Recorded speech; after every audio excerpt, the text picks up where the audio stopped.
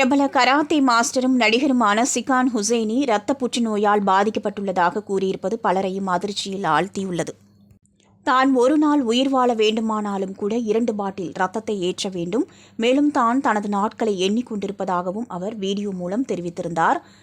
அதிமுக தீவிர ஆதரவாளரான ஹுசைனி முன்னாள் முதலமைச்சர் ஜெயலலிதா உயிரோடு இருந்தபோது தன்னுடைய 20 லிட்டர் ரத்தத்தை உறைய வைத்து ஜெயலலிதாவுக்கு சிலை செய்து பரிசாக கொடுத்தவர் என்பது குறிப்பிடத்தக்கது.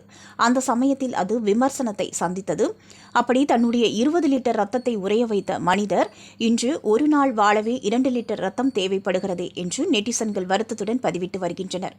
அவரது வெள்ளை அணுக்கள் 4000 இருந்த நிலையில் தற்போது 0 ஆகிவிட்டதாக கூறப்படுகிறது. இதனால் ஹுசைனிக்கு தீவிர சிகிச்சை அளிக்கப்படுகிறது.